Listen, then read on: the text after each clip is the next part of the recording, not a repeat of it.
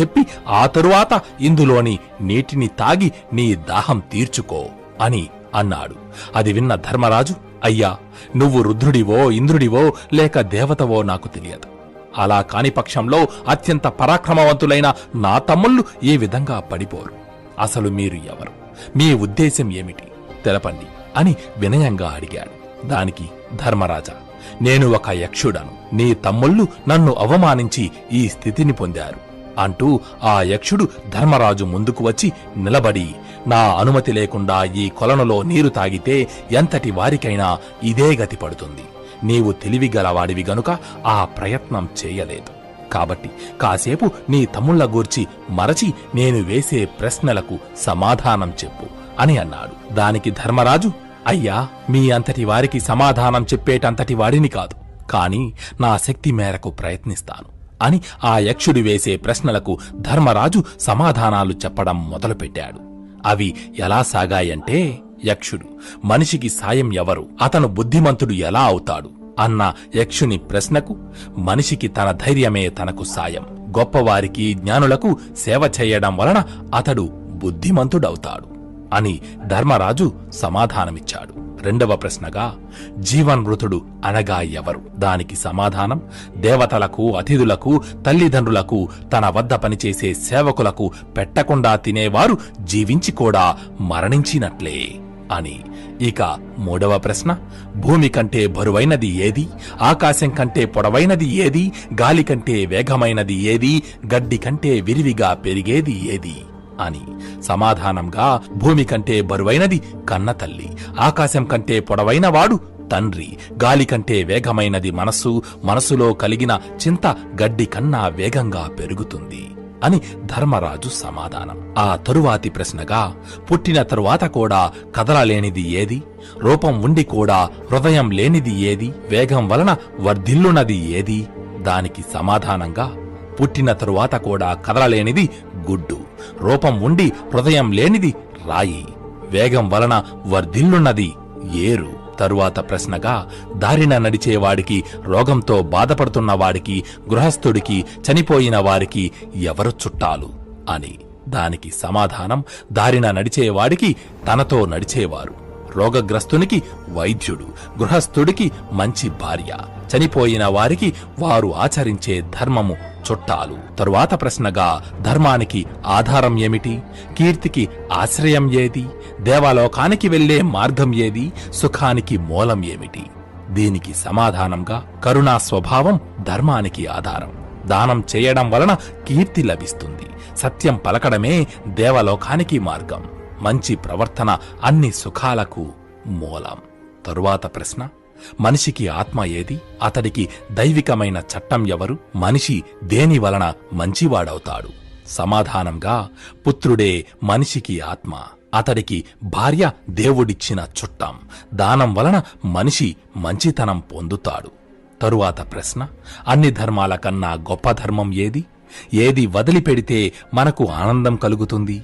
ఎవరితో స్నేహం ఎప్పటికీ చెడిపోదు అని. సమాధానం, అన్ని ధర్మాలలోకి అహింస పరమధర్మం. అహంకారం వదిలిపెట్టడం ద్వారా మనిషికి ఆనందం కలుగుతుంది. మంచివారితో స్నేహం ఎప్పటికీ చెడిపోదు. ఆ తరువాతి ప్రశ్న, మనిషి దేనిని వదిలిపెడితే సర్వజనులకు ప్రియుడు, శోకం లేనివాడు, ధనం కలవాడు, సుఖి అవుతాడు అని. సమాధానంగా, గర్వాన్ని విడిచిపెట్టిన మనిషి సర్వజనులకు ప్రియుడు అవుతాడు. కోపం వదిలిపెడితే అతడికి శోకమే ఉండదు. లోభి కానివాడు సంపన్నుడు అవుతాడు. అత్యాశను వదిలితే సుఖాన్ని పొందుతాడు అని. తరువాతి ప్రశ్న, అత్యంత ధనవంతుడు అని ఎవరిని అనవచ్చు అని. సమాధానంగా, ఎవరైతే కష్ట సుఖాలను, లాభ నష్టాలను, అదృష్టాన్ని, దురదృష్టాన్ని, ఇష్టాలను, అయిష్టాలను, జరిగిన వాటిని, జరగబోయే వాటిని సమానంగా చూస్తారో అతడే అత్యంత ధనవంతుడు అని ధర్మరాజు యక్షుడు వేసిన ప్రశ్నలకు సమాధానాలు చెప్పాడు. అయితే ధర్మరాజు చెప్పిన సమాధానాలన్నీ విన్న యక్షుడు సంతృప్తి చెంది, ధర్మరాజా, నేను అడిగిన ప్రశ్నలకు ఎంతో చాకచక్యంగా సమాధానాలు చెప్పి నన్ను సంతృప్తిపరిచావు. కాబట్టి నీ తమ్ముళ్లలో ఒకరి ప్రాణాలను తిరిగి ఇస్తున్నాను. ఎవరిని బ్రతికించమంటావు అని అడిగాడు. అప్పుడు ధర్మరాజు, మహాత్మా, నా తమ్ముడు నకులుడిని బ్రతికించండి అని కోరాడు. అది విని ఆశ్చర్యపోయిన యక్షుడు ధర్మరాజు వైపు చూస్తూ, అదేమిటి ధర్మరాజా, 1000 ఏనుగుల బలం కలిగిన భీముణ్ణి తన బాణాల దాటితో లక్షల మంది సైనికులను చంపగల అర్జునుడిని విడిచిపెట్టి నకులుడి ప్రాణాలను కోరుతున్నావు అని అడిగాడు. దానికి ధర్మరాజు, అయ్యా, నా తండ్రికి 2 భార్యలు, కుంతీదేవికి నేను భీమార్జునులు, మాద్రికి నకుల సహదేవులు పుత్రులం. కుంతీ పుత్రులలో పెద్దవాడినైన నేను జీవించే ఉన్నాను కాబట్టి మాద్రి కుమారులలో పెద్దవాడైన నకులుడిని బ్రతికించమని కోరాను. ఇదే కదా ధర్మం అని అన్నాడు. ధర్మరాజు సమాధానం విని సంతోషించిన యక్షుడు, ఓ ధర్మరాజా, నీ ధర్మ నిరతికి మెచ్చాను. నీ తమ్ముళ్ళందరినీ తిరిగి పునర్జీవుల్ని చేస్తున్నాను అంటూ ఆశీర్వదించాడు. దాంతో వెంటనే స్పృహ తప్పి పడిపోయిన పాండవులందరూ నిద్ర నుంచి లేస్తున్నట్టుగా మెలకువలోకి వచ్చారు. అది చూసిన ధర్మరాజు ఆ యక్షుడి వైపు తిరిగి, మహాత్మా, మీరు ఎవరో సాధారణ యక్షుడు కాదు, దయచేసి మీ నిజరూప దర్శన భాగ్యం కల్పించండి అని ప్రార్థించాడు. అప్పుడు ఆ యక్షుడు తన నిజరూపంతో ధర్మరాజు ముందు సాక్షాత్కరించాడు. ఆయన ఎవరో కాదు, సర్వ జీవుల జీవన్మరణాలను నిర్ణయించే యమధర్మరాజు.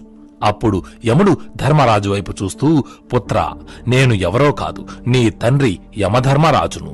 నిన్ను పరీక్షించాలనే ఇలా వచ్చాను. నేను అడిగిన ప్రశ్నలన్నిటికీ సరైన సమాధానాలు చెప్పి నీ విజ్ఞతను నిరూపించుకున్నావు. ఏదైనా వరం కోరుకో అని అన్నాడు. అప్పుడు ధర్మరాజు, తండ్రి, నా ఆశ్రయంలో నివసిస్తున్న ఒక బ్రాహ్మణుని అరణిని ఒక లేడీ అపహరించింది, దానిని తిరిగి ప్రసాదించండి అని కోరాడు. దానికి యముడు, పుత్రా, ఆ లేడీ రూపంలో వచ్చినది నేనే. నీ మనసు ఎలా ప్రవర్తిస్తుందో తెలుసుకోవాలని ఆ రూపంలో వచ్చాను. ఇదిగో ఆ అరణి అని చెప్పి యమధర్మరాజు ఆ అరణిని ధర్మరాజుకు ఇచ్చి, మరేదైనా వరం కోరుకో పుత్రా అని అన్నాడు. దానికి ధర్మరాజు, స్వామి, దేవతలలో ఆదిదేవుడివి, నీ దర్శన భాగ్యం కలిగింది. ఇంతకంటే నాకు కావలసినది మరేముంటుంది? కాని మీరు అడుగుతున్నారు కాబట్టి ఓ వరం కోరుతున్నాను. కష్ట సుఖాలలోనూ లాభ నష్టాలలోనూ మనసు ఎల్లప్పుడూ ధర్మ మార్గాన్నే ఆశ్రయించేటట్టు, కోపం, మోహం, లోభం వంటి దుర్గుణాలు నా దరి చేరకుండా ఉండేటట్టు నన్ను అనుగ్రహించండి అని కోరాడు. దానికి యమధర్మరాజు, తదాస్తు అని పలికి పాండవులందరి వైపు చూస్తూ, కుమారులారా, నేటితో మీ అరణ్యవాసం పూర్తయి అజ్ఞాతవాసంలోకి అడుగుపెడుతున్నారు. నేను మీకు ఒక వరాన్ని ప్రసాదిస్తున్నాను. ఈ అజ్ఞాతవాస సమయంలో మిమ్మల్ని ఎవరూ గుర్తుపట్టకుండా మీరు కోరుకున్న రూపాలను పొందగలరు. మీకు అంతా మంచే జరుగుతుంది అని పాండవులను ఆశీర్వదించి యమధర్మరాజు అదృశ్యమయ్యాడు. దానితో పాండవులు తిరిగి తమ కుటీరానికి వెళ్లి తన అరణిని తీసుకురమ్మని కోరిన బ్రాహ్మణుడికి తిరిగి అతడి అరణిని ఇచ్చేశారు. ఆ తరువాత ధర్మరాజు అక్కడ ఉన్న మిగిలిన మునుల వైపు చూస్తూ, మహామునులారా, ఇంతకాలం మీరు మాతో పాటే ఉంటూ మా కష్ట సుఖాలన్నిటిలోనూ పాలు పంచుకున్నారు. కాని రాబోవున్నది అజ్ఞాతవాసం. ఇది మేము ఒంటరిగా ఎదుర్కోవలసిన ఘట్టం. కాబట్టి మేము ఈ అజ్ఞాతవాసాన్ని సమర్థవంతంగా పూర్తి చేయు విధంగా ఆశీర్వదించండి అని కోరాడు. అప్పుడు ఆ మునుల మధ్య నుంచి ధౌమ్యుడు ముందుకు వచ్చి, రాకుమారులారా, మీరు కురువంశంలో జన్మించారు, రాజసింహాసనాన్ని అధిష్ఠించి ఎంతో గౌరవప్రదంగా జీవించారు. కాని ఇప్పుడు వాటన్నిటినీ విడిచిపెట్టి పరులను సేవించడం కొంచెం కష్టమే. అయితే ప్రస్తుత కాలం మనకు అనుకూలం కాదని మర్చిపోవద్దు. పరాక్రమాలు ప్రదర్శించడానికి ఇది తగిన సమయం కాదు. రాజులను సేవించేటప్పుడు ఎంతో జాగ్రత్తగా వ్యవహరించవలసి ఉంటుంది. రాజుతో చనువుగా ఉన్నాను అనుకుని రాజమర్యాదను అతిక్రమిస్తే అది మనకే ప్రమాదం. రాజు కన్నా విలువైన దుస్తులు వేసుకోవడం గాని, రాజు కంటే గొప్ప ఇంట్లో ఉండడం గాని, రాజు కన్నా ఎక్కువగా మాట్లాడడం గాని చేయరాదు. ఎందుకంటే సహజంగా రాజులు తమ ఆజ్ఞను అతిక్రమించిన వారు పుత్రులైనా మిత్రులైనా శత్రువులుగానే చూస్తారు. మనం చెయ్యలేని పనిని కూడా నెత్తిన వేసుకుని తరువాత బాధపడకూడదు. రాజు ముందు మౌనంగా ఉండకూడదు. అలాగని చెప్పి మరీ మితిమీరి మాట్లాడకూడదు. సమయానుకూలంగా తగిన రీతిలో సంభాషిస్తూ రాజుని ప్రసన్నం చేసుకోవాలి. అంతఃపుర రహస్యాలను ఎప్పుడూ బయటపెట్టకూడదు. రాజు ఆజ్ఞతోనే సేవకుడు ఆసనాన్ని స్వీకరించాలి. రాజు కన్నా ఉన్నతమైన ఆసనంపై ఎప్పుడూ కూర్చోకూడదు. రాజు అభిమానించాడని పొంగిపోవడం గాని, అవమానించాడని కృంగిపోవడం గాని చెయ్యడం మంచిది కాదు. రాజు అప్పగించిన కార్యాన్ని ఎండ, వాన, ఆకలి, దాహం, సమయం, ప్రదేశాలతో నిమిత్తం లేకుండా ఎంతో చాకచక్యంగా పూర్తి చేయాలి. రాజు సంపదను విషంగా భావించాలి. రాజధనాన్ని ఆశించడం అంటే ప్రాణాల మీదకు తెచ్చుకున్నట్టే. రాజసభలో నవ్వడం, ఆవలించడం వంటి పనులు చేయకూడదు. రాజు యొక్క శత్రువులతో గాని, దూతలతో గాని సన్నిహితంగా మెలగరాదు. భటుడు తన దగ్గర సంపద ఉంది కదా అని మరీ ఎక్కువగా విలాసాలు అనుభవించరాదు. అది రాజుకి కంటగింపుగా ఉంటుంది. కాబట్టి ఈ అజ్ఞాతవాస సమయంలో మీరు ఎంతో జాగ్రత్తగా మెలగవలసి ఉంది అని చెప్పాడు. ధౌమ్యుడి మాటలన్నీ విన్న ధర్మరాజు, మునివర్య, మీరు మా మంచి కోరి మాకు తెలియని ఎన్నో మంచి విషయాలను తెలియజేశారు. మీరు చెప్పిన విషయాలను తూచా తప్పకుండా పాటిస్తూ మా అజ్ఞాతవాసాన్ని సమర్థవంతంగా పూర్తి చేస్తాము అని చెప్పి మునుల ఆశీర్వాదం తీసుకుని పాండవులు ఒంటరిగా అక్కడి నుంచి బయలుదేరారు. అయితే ఇక్కడ ధౌమ్యుడు పాండవులకు చెప్పిన విషయాలు నేటి సమాజంలో ఒక ఉద్యోగి తన యజమానితో ఎలా నడుచుకోవాలో, అతని సమక్షంలో ఏ విధంగా ప్రవర్తించాలో తెలియజేస్తుంది. అయితే మునుల ఆశీర్వాదం తీసుకుని కామ్యకవనం నుంచి బయలుదేరిన పాండవులు రహస్యంగా ఒక చోట సమావేశమయ్యారు. అప్పుడు ధర్మరాజు తన సోదరుల వైపు చూస్తూ, మనం 5 సోదరులం, ద్రౌపదితో కలిపి మొత్తం 6. మనమందరం ఎవరి కంటా పడకుండా నిరాటంకంగా ఈ అజ్ఞాతవాసాన్ని గడిపే ఉపాయం తెలపండి అని అడిగాడు. అప్పుడు అర్జునుడు, అన్నయ్య, మనకు యమధర్మరాజు ఇచ్చిన వరం ఉంది కదా, దాని సహాయంతో మారువేషాలను ధరించి మనల్ని ఎవరూ గుర్తుపట్టకుండా గడపవచ్చు. కురు సామ్రాజ్యం చుట్టూ పాంచాల, ఛేది, మత్స్య, సాల్వ, విదేహ, బాహ్లిక, దుస్సార్ణ, సోరసేన, మలింగ, మగధ దేశాలు సుభిక్షంగా మనం నివసించడానికి తగిన విధంగా ఉన్నాయి. వీటిలో మనకు అనుకూలంగా ఉన్న రాజ్యంలో మన అజ్ఞాతవాసాన్ని గడుపుదాం అని చెప్పాడు. అప్పుడు ధర్మరాజు, నాకు తెలిసి విరాటరాజు సుధర్మ మంచివాడు, ధర్మపరుడు. అతని పాలనలో మనం అజ్ఞాతవాసం గడపడం నాకు ఉచితమని అనిపిస్తోంది. మనలో ఎవరు ఏ ఏ వృత్తులను చేపడతారో, విరాటరాజు కొలువులో ఎలా స్థానం సంపాదిస్తారో చెప్పండి అని అడిగాడు. అది విన్న అర్జునుడు ధర్మరాజు వైపు చూస్తూ, అన్నయ్య, నీవు ధర్మమూర్తివి, రాజుగా గొప్ప ప్రాభవాన్ని అనుభవించిన వాడివి. వేద పండితులు, మహాజ్ఞానులు సైతం నిన్ను భక్తితో కొలుస్తారు. అలాంటి నువ్వు వేరొకరిని ఎలా సేవించగలవు అని అన్నాడు. దానికి ధర్మరాజు, అర్జున, నాకు శకునము, జ్యోతిష్యం మొదలగు శాస్త్రాలపై అవగాహన ఉంది. ఈ విద్యలను ప్రదర్శిస్తూ నేను కాలం గడపగలను. పైగా విరాటరాజు ద్యూతప్రియుడు. నా ద్యూత క్రీడతో అతడిని అలరిస్తాను అని చెప్పి భీముడి వైపు చూస్తూ, నా గురించి పక్కన పెడితే భీమా, నువ్వు బకాసురుడు, హిడింబాసురుడు వంటి రాక్షసులను చంపిన మహాబలశాలివి. ఎవరి ముందు తలవంచని స్వభావం నీది. మరి నీవు ఒకరి కింద ఎలా పనిచేస్తావు అని అన్నాడు. అప్పుడు భీముడు, అగ్రజ, నాకు రుచికరంగా వంటలు చేయడం వచ్చు కదా, కాబట్టి వంటవాడిగా వలలుడు అన్న పేరుతో విరాటుని కొలువులో చేరుతాను. నా మల్ల యుద్ధ ప్రదర్శనలతో అక్కడి వారికి ఆనందం కలిగిస్తాను. నన్ను ఎవరైనా నా గతం గూర్చి అడిగితే నేను ఇంతకుముందు ధర్మరాజు కొలువులో వంటవాడిగా చేసిన వాడినని చెబుతాను అని అన్నాడు. ఆ తరువాత ధర్మరాజు, మరి నీ సంగతేంటి అర్జున అని అర్జునుడి వైపు చూస్తూ ప్రశ్నించాడు. దానికి అర్జునుడు, అన్నయ్య, నేను ఇంద్రుని వద్దకు వెళ్ళినప్పుడు ఊర్వశి నన్ను చూసి మోహించింది. కాని నేను ఆమెను నిరాకరించాను. దానితో ఆమె నన్ను నపుంసకుడు కమ్మని శపించింది. అప్పుడు దేవేంద్రుడు నన్ను ఆ శాప ఫలితాన్ని అజ్ఞాతవాస సమయంలో అనుభవించమని, అజ్ఞాతవాసం పూర్తి కాగానే శాప విమోచనం కలుగుతుందని చెప్పాడు. కాబట్టి ఆ శాప ప్రభావం వలన నేను పేడి రూపం ధరించి బృహన్నల అన్న పేరుతో విరాటుని కొలువులో చేరుతాను. నాకు నాట్యకళలో ప్రావీణ్యం ఉంది. దాని సహాయంతో అంతఃపురంలోని వారికి నాట్యం నేర్పుతాను అని చెప్పాడు. ఆ తరువాత ధర్మరాజు నకులుడిని చూస్తూ, నకులుడు చాలా సుకుమారుడు, అత్యంత అందగాడు. మరి ఎవరూ గుర్తుపట్టకుండా ఇతడు తన నిజరూపాన్ని ఎలా దాయగలడు అని అన్నాడు. దానికి, అన్నయ్య, నాకు అశ్వశిక్షణలో నైపుణ్యం ఉంది. కాబట్టి అశ్వశిక్షకుడిగా దామగంధి అన్న పేరుతో విరాటుని కొలువులో చేరుతాను. అశ్వశాలలోని గుర్రాలకు ఎటువంటి వ్యాధులు రాకుండా చూసుకుంటాను అని అన్నాడు నకులుడు. అది విన్న ధర్మరాజు సంతోషించి సహదేవుని వైపు చూశాడు. అప్పుడు సహదేవుడు, అన్నయ్యా, నాకు పశుపోషణలో అనుభవం ఉంది. తంత్రీపాలుడు అన్న పేరుతో గోరక్షకుడిగా విరాటుని కొలువులో స్థానం సంపాదిస్తాను అని పలికాడు. చివరికి ధర్మరాజు ఇక మిగిలింది ద్రౌపది.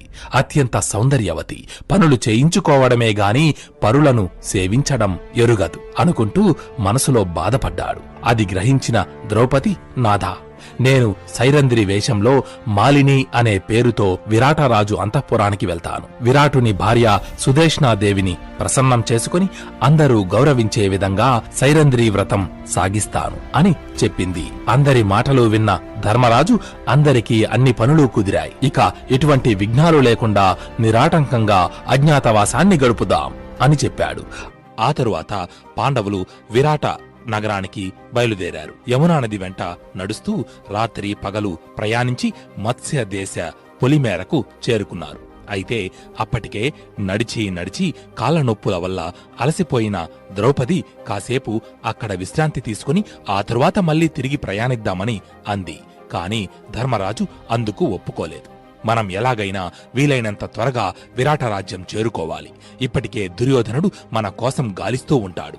ఇప్పుడు మనం విశ్రాంతి కోసం ఆగితే అతడి గుప్తచరులు మనల్ని చేరుకునే ప్రమాదముంది అని అన్నాడు. దానికి అర్జునుడు ధర్మరాజు వైపు చూస్తూ, మీరేమి దిగులు పడకండి అగ్రజ, మనం అనుకున్న సమయానికి విరాటనగరం చేరుకుంటాం. మధ్యలో ఎక్కడా ఆగే ప్రసక్తే లేదు అని చెప్పి ద్రౌపదిని తన 2 చేతులతో ఎత్తుకుని సంతోషంగా ముందుకి నడిచాడు. అలా పాండవులు మరికొన్ని రోజులు కాలినడకన ప్రయాణించి విరాటనగర పొలిమేరకు చేరుకున్నారు. అప్పుడు ధర్మరాజు తన తమ్ముళ్ల వైపు చూస్తూ, మనం ఈ ఆకారాలతో ఆయుధాలను పట్టుకుని నగరంలోకి అడుగుపెడితే ప్రజలు మనల్ని తేలికగా గుర్తుపడతారు. కాబట్టి ముందు మనం మన ఆయుధాలను ఎక్కడైనా దాచిపెట్టాలి అని అన్నాడు. వెంటనే అందరూ ఆ ఆయుధాలను దాయడానికి అనువైన ప్రదేశం ఏదా అని చుట్టూ చూశారు. అప్పుడు వారి కంటికి పక్కనే ఉన్న ఒక శ్మశానం కనబడింది. సామాన్యంగా అక్కడికి ఎవరూ రారు. పైగా భూత ప్రేత పిశాచాలు తిరుగాడుతుంటాయన్న భయం కూడా ఉంటుంది. కాబట్టి తమ ఆయుధాలు ఎవరికంటా పడకుండా భద్రపరచడానికి అదే అనువైన స్థలమని భావించిన పాండవులు ఆ శ్మశానంలోకి ప్రవేశించారు. అక్కడ ఆకాశాన్ని తాకేతంతటి ఎత్తైన కొమ్మలతో, అడవిని తలపించే దట్టమైన ఆకులతో పగటివేళ చూస్తేనే భీతి గొలిపే విధంగా ఒక జమ్మి చెట్టు కనిపించింది. దానిని చూసిన అర్జునుడు, అన్నయ్య, ఈ జమ్మి చెట్టు మీద మన ఆయుధాలను భద్రపరుద్దామా అని అడిగాడు. దానికి ధర్మరాజు కూడా సమ్మతించాడు. ఇక నకుల సహదేవులు వారి కత్తులను, భీముడు తన గదను, ధర్మరాజు బల్యాన్ని ఒకచోట చేర్చిపెట్టారు. చివరిగా అర్జునుడు తన గాంధీవాన్ని ప్రేమగా నిమురుతూ, దేవ దాన యక్ష గంధర్వులను నీతోనే జయించాను. యముడి చేతిలోని యమపాశానికి సమానమైన నిన్ను ఈరోజు ఒక జమ్మి చెట్టుకు వేలాడగడుతున్నాను. ఇంతకంటే దురదృష్టం మరేముంటుంది అంటూ నిట్టూర్పు విడిచి వింటి నుంచి నారి తప్పించి గాంధీవాన్ని ధర్మరాజు ముందు పెట్టాడు. అప్పుడు ధర్మరాజు ఆ ఆయుధాలన్నిటినీ ఒకటిగా కలిపిపెట్టి పక్కనే చచ్చిపడి ఉన్న ఒక జంతువు చర్మాన్ని ఒలిచి తెమ్మని సహదేవునితో చెప్పాడు. అలా సహదేవుడు ఒలిచి తెచ్చిన చర్మాన్ని ఆయుధాల మూటకు చుట్టి ఆ పక్కనే పడి ఉన్న ఒక అనాథ శవాన్ని కూడా ఆ ఆయుధాల మూటకు చేర్చి కట్టారు. ఆ తరువాత ధర్మరాజు జమ్మి చెట్టు పైకెక్కి ఆ ఆయుధాల మూటను ఒక కొమ్మకు వేలాడగట్టాడు. అప్పుడు అతడు ఆ ఆయుధాల మూటకు నమస్కరించి తనకు అర్జునుడికి తప్ప వేరెవరికీ ఇవి ఆయుధాల మాదిరి కాకుండా విష సర్పాల రూపంలో కనబడాలని భీముడికి అస్సలు కనబడవద్దని ప్రార్థించాడు. ఎందుకంటే భీముడికి అసలే ఆవేశం ఎక్కువ. ఒకవేళ మధ్యలో ఎప్పుడైనా కౌరవులు తమకు చేసిన అన్యాయాలు గుర్తుకు వచ్చి ఆ ఆవేశంలో ఎక్కడ తన గదను పట్టుకుని కౌరవుల మీదకు యుద్ధానికి వెళ్తాడో అని, దానివల్ల అజ్ఞాతవాసం భంగమవుతుందని తలచి ధర్మరాజు ఆ విధంగా ప్రార్థించాడు. ఆ తరువాత ధర్మరాజు ఆ చెట్టుపై నుంచి కిందకు దిగి చుట్టూ చూశాడు. అక్కడ ఆ ప్రదేశానికి దూరంగా కొంతమంది పశువుల కాపరులు కనిపించారు. వారు కూడా ఆ పక్కకు రాకుండా ఒక ఉపాయం పన్నాడు. అదేమిటంటే ధర్మరాజు వారి దగ్గరకు వెళ్లి, అయ్యా, మా తల్లి చనిపోయింది. మా కులాచారం ప్రకారం ఆమె శవాన్ని జమ్మి చెట్టు కొమ్మకు వేలాడగట్టాలి. అందుకే అలా కట్టాము అంటూ వారికి శవాకృతిలో ఉన్న తమ ఆయుధాల మూటను చూపించాడు.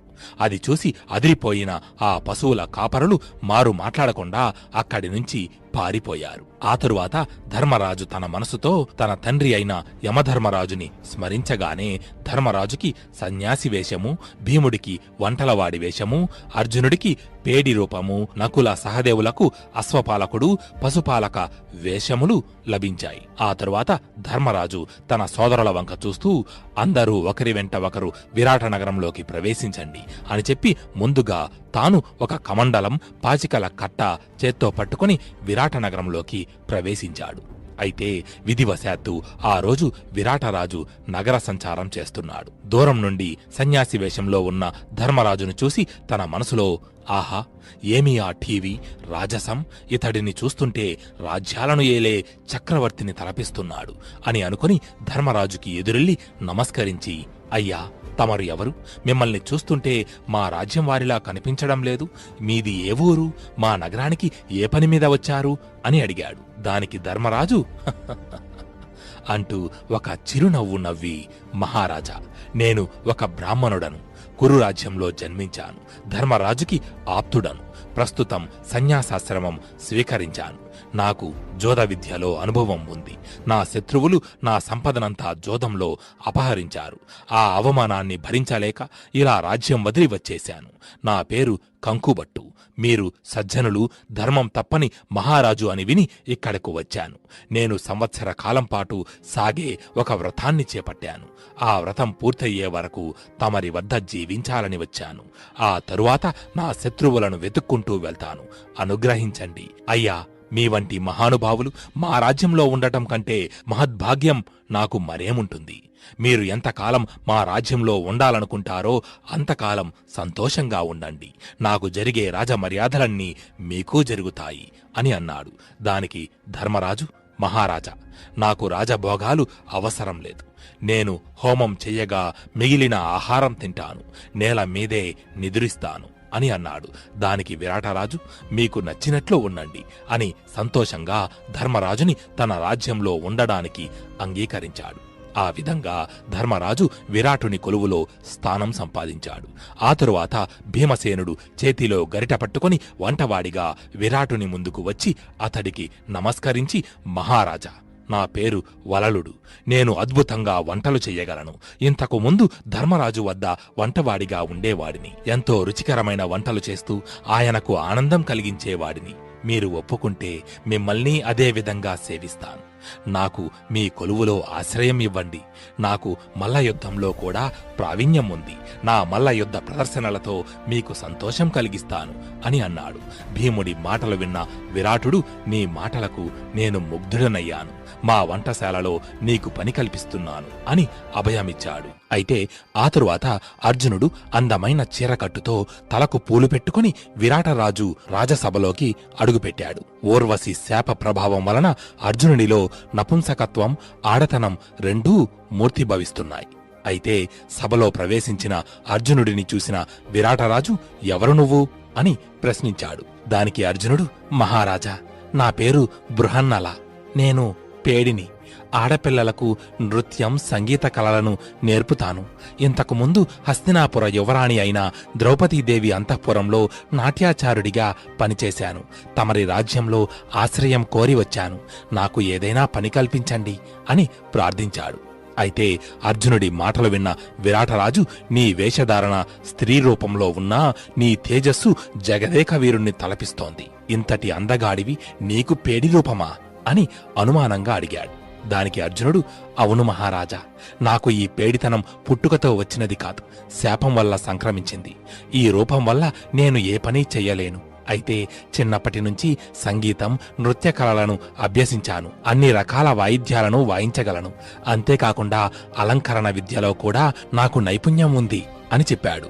అయితే అర్జునుడి నపుంసకత్వంలో ఎటువంటి దోషం లేదని గ్రహించిన విరాటుడు వెంటనే తన కుమార్తె ఉత్తరను పిలిపించాడు. తండ్రి ఆజ్ఞతో ఉత్తర సభలోకి వచ్చింది. అందంలోనూ గుణంలోనూ ఆమెకు సాటి రాగలవారు మరొకరు లేరు. అయితే అప్పుడు విరాటుడు అర్జునుడికి ఉత్తరను చూపిస్తూ, బృహన్నలా, ఈమె నా కూతురు ఉత్తర. ఈమెకు నాట్యం నేర్పగలవా అని అడిగాడు. దానికి అర్జునుడు వినయంగా, నేర్పుతాను మహారాజా అని సమాధానమిచ్చాడు. బృహన్నల, నా కూతురు ఉత్తర ఇంకా చిన్నపిల్ల, ఆటపాటల మీద ఇంకా మక్కువ లేదు. నీవే ఆమెకు కలలయందు ఆసక్తి కలిగించాలి, నర్తనలో తగిన శిక్షణనివ్వాలి, ఆమెకు రక్షణగా ఉండాలి అని చెప్పి ఉత్తరవైపు చూస్తూ, అమ్మా, ఇప్పటినుంచి ఇతడే నీ గురువు. ఈయన ఎలా చెబితే అలా భక్తిగా నడుచుకుంటూ విద్యాభ్యాసం సాగించు అని చెప్పి విరాటుడు ఉత్తరను బృహన్నలకు అప్పగించాడు. ఆ విధంగా అర్జునుడు విరాటుని కొలువులో చేరాడు. ఆ తరువాత నకులుడు అశ్వపాలకుని వేషంలో విరాటనగరంలోకి ప్రవేశించి అశ్వశాలకు చేరుకున్నాడు. ఆ సమయంలో విరాటుడు తన వద్దకు కొని రాబడిన గుర్రాలను పరిశీలిస్తున్నాడు. అలా ఒక్కొక్క గుర్రం దగ్గరకు వెళుతూ అనుకోకుండా ముందుకు తిరిగి చూసిన విరాటుడికి ఆ ప్రదేశానికి కొంత దూరంలో నిలబడి ఆ గుర్రాలనే తదేకంగా చూస్తున్న నకులుడు కనిపించాడు. అది చూసిన విరాటుడు తన మనసులో ఇతడెవరో అశ్వవిద్యలో నైపుణ్యం ఉన్నట్టుంది అని అనుకుని పక్కనే ఉన్న భటుల వైపు చూస్తూ అతడిని ఇక్కడికి తీసుకురండి అని చెబుతుంటే ఇంతలో నకులుడే అక్కడకు వచ్చి విరాటుడికి నమస్కరించి, మహారాజా, నా పేరు తామగ్రంథి. నాకు గుర్రాలకు సంబంధించిన అన్ని విషయాలు తెలుసు. ఒక గుర్రం ఎంతకాలం జీవిస్తుందన్నది అంచనా వేయగలను. అశ్వపోషణపై అవగాహన ఉంది. విరాటరాజు సజ్జనుడు, గొప్పవాడు అని విని తమరి కొలువులో చేరి మిమ్మల్ని సేవించాలని వచ్చాను అని వినయంగా చెప్పాడు. అశ్వవిద్యలో నకులుడి నైపుణ్యానికి మెచ్చిన విరాటుడు అతడిని తన అశ్వశాలలో చేర్చుకున్నాడు. తరువాత సహదేవుడు చేతిలో మొల్ల కర్రతో నెత్తిన తలపాగా పెట్టుకుని గోపాలుడి వేషంలో విరాటుని వద్దకు వచ్చి, మహారాజా, నా పేరు తంత్రీపాలుడు. నాకు పశుపోషణలో అనుభవం ఉంది. పశువులలోని రకాలన్నిటినీ గురించి తెలుసు. గోవులకు చికిత్స చేయగలను. ఇంతకు ముందు ధర్మరాజు కొలువులో పశుపాలకునిగా ఉండేవాడిని. కాని ఆయన అందరినీ వదిలి వెళ్లిపోయాడు. నాకు తమరి కొలువులో పశుపాలకునిగా ఉండటానికి అనుమతినివ్వండి అని విన్నవించుకున్నాడు. సహదేవుడు చెప్పిన మాటలు విని సంతోషించిన విరాటుడు అతడిని తన గోవులకు పశుపాలకునిగా నియమించాడు. ఆ ప్రకారం పాండవులు 5 వివిధ వృత్తులలో విరాటుని కొలువులో స్థానం సంపాదించారు. ఇక మిగిలింది పాండవ పత్ని ద్రౌపది. ద్రౌపది సైరంధ్రి వేషానికి తగ్గట్టుగా మాసిన చీర కట్టుకుని జుట్టు ముడిపెట్టి తన మనసులో మహారాణినన్న భావనను విడిచిపెట్టి దాసీభావాన్ని నింపుకొని విరాటనగర రాజా వీధిలో నడుస్తూ అంతఃపురం చేరుకుంది. అయితే సరిగ్గా అప్పుడే విరాటరాజు భార్య అయిన సుదేష్ణాదేవి అంతఃపుర మేడపై విహరిస్తూ రాజవీధి వెంట నడిచి వస్తున్న ద్రౌపదిని చూసి ఆమె అందానికి ఆశ్చర్యపోయింది. ద్రౌపదిని తన వద్దకు తీసుకురమ్మని చెలికత్తెలను ఆదేశించింది. మహారాణి ఆదేశం మేరకు వారు వెళ్లి సైరంధ్రి వేషంలో ఉన్న ద్రౌపదిని సుదేష్ణాదేవి సముఖానికి తీసుకొచ్చారు. అప్పుడు ఆమె ద్రౌపది వైపు చూస్తూ, యువతి, ఎవరు నీవు? ఎక్కడి నుండి వస్తున్నావు? ఏం పని మీద ఇక్కడకు వచ్చావు అని అడిగింది. దానికి ద్రౌపది, అమ్మా, నా పేరు మాలిని. సైరంధ్రి జాతికి చెందిన స్త్రీని. ఒక కారణం చేత విరోధుల వల్ల నా భర్తల ముందే అవమానం పొందాను. అడవుల పాలై ఎన్నో కష్టాలు అనుభవించాను. 1 సంవత్సర కాలం నాకు ఒక వ్రతం ఉంది. మీరు ధర్మవర్తనులు అని విని ఆ వ్రత సమయం తమరి వద్ద గడపాలని వచ్చాను. ఇంతకు ముందు శ్రీకృష్ణుని భార్య సత్యభామ వద్ద పాండవ పత్ని ద్రౌపది దగ్గర పనిచేశాను. నాకు పూలమాలలు కట్టడం, తిలకాలు దిద్దడం, కురులను అందంగా మెలివెయ్యడం వచ్చు. అలంకరణ విద్యలో నైపుణ్యం ఉంది అని చెప్పింది. అయితే ద్రౌపది మాటలు విన్న సుదేష్ణాదేవి కొంత ఆందోళన చెంది, సైరంధ్రి, నువ్వు మహా అందగత్తెవు. ఆడవారికి సైతం నీ నుండి చూపు మరల్చుకోవడం కష్టం. అలాంటి నిన్ను నా అంతఃపురంలో ఉండనిస్తే రేపు మహారాజు నీ మీద మనసు పడితే అప్పుడు నా పరిస్థితి ఏమవుతుంది? తెలిసి నా వినాశనాన్ని నేనే ఎలా కొని తెచ్చుకోగలను అని అంది. దానికి ద్రౌపది, మహారాణి, మీకు ఆ భయం అవసరం లేదు. మహాబలవంతులైన 5 గంధర్వులు నా భర్తలు. నన్ను నీచభావంతో చూసినవారు ఎవరైనా వారి చేతిలో హతమవుతారు. కాబట్టి పరపురుషులు నన్ను సమీపించే ప్రయత్నం చేయరు. నాకు అలాంటి నీచపు బుద్ధులు లేవు. నన్ను నమ్మి మీ సేవకురాలిగా స్వీకరించండి అని విన్నవించుకుంది. ద్రౌపది మాటలు విన్న సుదేష్ణ సంతోషించి ద్రౌపదిని తన పరిచారికగా చేర్చుకుంది. అయితే అప్పుడు ద్రౌపది సుదేష్ణతో, అమ్మా, కాని నాకు కొన్ని నియమాలు ఉన్నాయి. సైరంధ్రిగా నేను ఇతరుల ఎంగిలి తినను, పరపురుషులతో మాట్లాడను, నీచపు పనులు చెయ్యను అని అంది. దానికి ఆమె సంతోషంగా ఒప్పుకుంది. ఆ విధంగా ద్రౌపది, పాండవులు విరాటుని కొలువులో వివిధ వృత్తులలో సంతోషంగా కాలం గడుపుతున్నారు. ధర్మరాజు ధర్మ ప్రసంగాలతో, ద్యూత క్రీడలతో కాలం వెళ్లబుచ్చుతూ అందులో గెలిచిన ధనాన్ని పేద ప్రజలకు దానమిస్తున్నాడు. అతి తక్కువ కాలంలోనే విరాటుని ప్రియ పాత్రుడయ్యాడు. భీముడు వలలోని పేరుతో వంటవాడిగా విరాటునికి రుచికరమైన వంటలు చేస్తూ